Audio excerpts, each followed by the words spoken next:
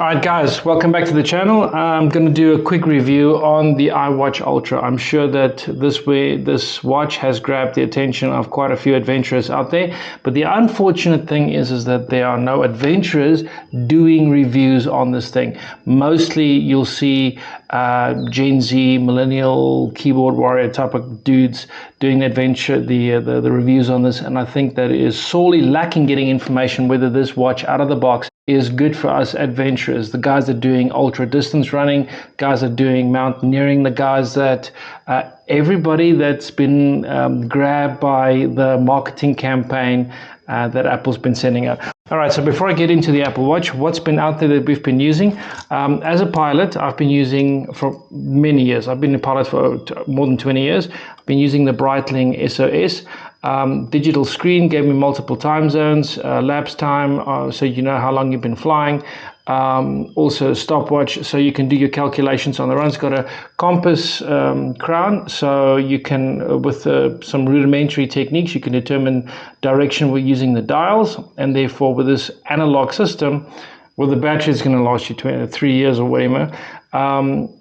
You could use this quite effectively to find your way, and this has saved my butt in that sense when my primary navigation failed. So you can pull out the little dial here at the side, becomes an antenna, and it broadcasts on frequency 121.5. It's the emergency frequency, so if you do have a crash, outlining, or emergency, then they come get you. That, unfortunately, just for those that don't know, is a frequency that's no longer being monitored. So you'll be pulling out the antenna with your broken legs stuck in the field and nobody's coming to get you. Right, so moving on, we need to get to new technologies that'll help us find our way when we hit problem times. Garmin came out with a really good watch. Series started with the Garmin 3, moved up to the Fenix 6. The Fenix 6 is, I use the Sapphire. You look at the raw data fields there. Out of the box, you can set up the fields, program it, call it what you want. So it's for flying, for mountaineering, or for ultra running. You can just call it whatever you want.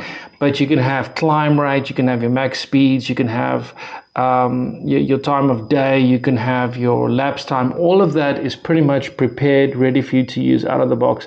And it's got a 21-day battery life. With this, obviously the power gets drained if you are recording data, but I do ultra running as well, cross-country running, and this watch has just been an absolute cherry when it comes to performing, and it's very strong, very robust design. So Apple joined the bandwagon, and they came out with this extremely exquisite design of the iPhone, the iWatchUltra. In a titanium casing with a sapphire lens that's flush. Now, let's start with the problems. Out of the box, the software sucks. Okay, so you have the standard iWatch software, the fitness software that you're going to have with something like this. And the problem with using that is the fact that it's made for 3 to 4 year olds, little drawings with little seashells and whatever else. It's going to give you what your heartbeat is and your beats per minute, and most of the data is only really accessible post the activity that you've been doing. So it's going to give you a bravo that you've done your amount of minutes standing upright and things like that. Maybe it's made for a different generation. It's most definitely not made for adventurists. Okay, so that's out of the box. The software sucks. When it comes to the design, the hardware, the titanium, the dive band that you could get with this design, it is really robust, and it is a really nice design. It's got a protected crown on the side wheel, so it's got some buttons. It's got the action button here as well, so you can press that action button. It's going to take you straight into, okay, so now this one wants a code. It's going to take you straight into your workout, and you can see that beautiful screen that'll open up eventually if I click the activity that I want to do. It does a countdown. Let's see. Okay, so it really wants a code today. Let me just shove that in there again. I think it's because I'm not wearing it. Just want to show you guys that screen.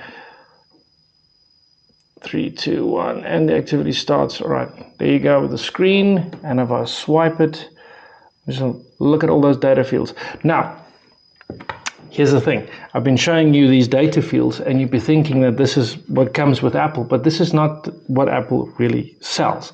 You see, what they do is they give you the keyboard warrior software that comes with it, and they give you a fantastic marketing campaign, they give you fantastic hardware, but they really are going to make use of app designers to put in the correct software, develop the right software. Is that the right strategy when you buy such an expensive piece of kit? I don't think so. I think that Tim Cook really needs to redesign his team on the other side or the other end that's been building products like this. If you are going to market a product to a segment of the market, specifically the adventure segment, then you are going to have to yourself as a company go the length in creating the software. The fitness software on the Apple Watch is terrible. It's made for postmodernism segment that is, wants to record your activities in stuff like yoga and dance and Tai Chi and whatever else. If you want to do that, that's fine with me. I have no problem with that. But then don't go out with a marketing campaign and a marketing video that appeals to mountaineering and adventure. However, the saving grace in this whole case is the fact that there is an app called, like I just showed you, Work Outdoors. And within 24 hours, I was able to contact them and tell them that we need to do something for pilots, for aviators, because Garmin's gone all the way with it. So if Apple wants to compete, and this really does have an amazing chip in it, has an amazing screen that is comparable to an iPhone itself, it's got fantastic potential, but the software really isn't there. And Work Outdoors came back to me immediately and said that they put me into a beta program to test and make some changes or advise on some changes. And I think that is where we'll be heading, is that the action button will be programmable with the Work Outdoors like I'm using right now. It's not available to the public right now, but it will be available to the public. You can just push the action button, pick the activity, and most likely there will be a segment that says aviation, for example, or mountaineering. Maybe those fields will change the way we want it. But I've been able to, with a gazillion forms of data fields that's available, I've been able to set it up exactly the way I wanted, and it gives fantastic data fields. So why would you want to head to or start using a wearable device? Because most of us use our phones or some form of GPS device for tracking or logging data when we do adventurous activities, and that data post the event is great for you to analyze your performance, but also in forms of aviation like in paramotoring, at least we have it's almost like data recording that could be used as evidence, or for yourself to determine if your flight performance was good.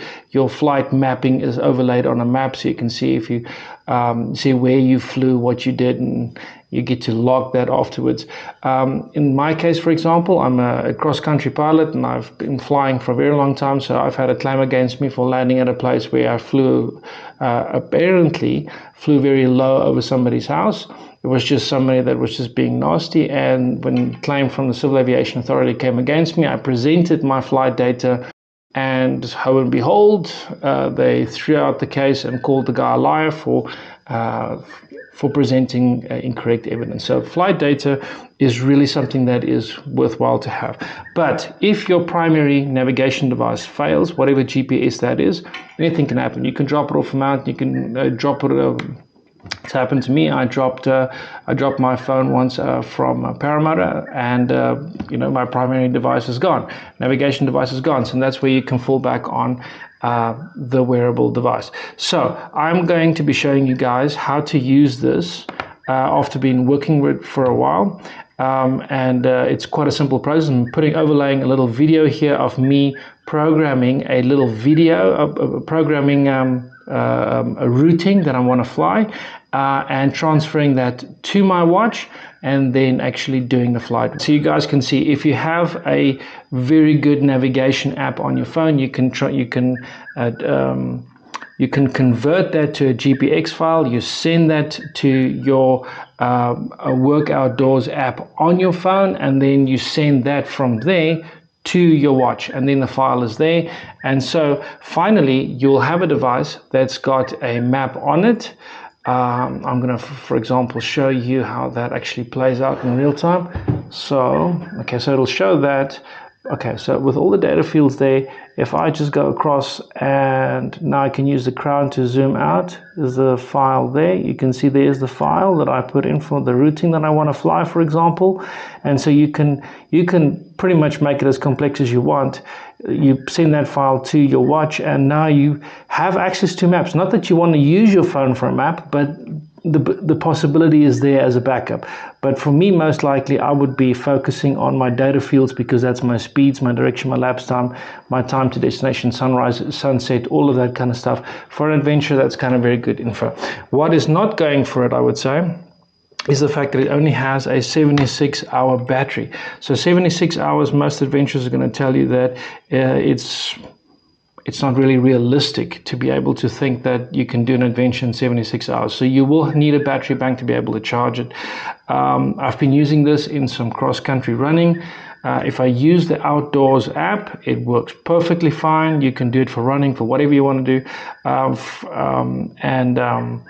Also for flying, I've been using it for that. So it's a pristine setup as it is right now. There is some quirks that's going to be figured out by the company, and you will have a category called aviation, hopefully, if all works out with the beta program that I'm working on with them. Just a word of caution. What Apple does is you buy whatever band is in the box is what you're going to get with the watch. So it might not be the right size. So that's a trick that they use for you to buy an additional band. So this is the band. This is the second band that I bought. So it came with a band that was unusable for me. It was Velcro. Thought that was a real Gen Z product.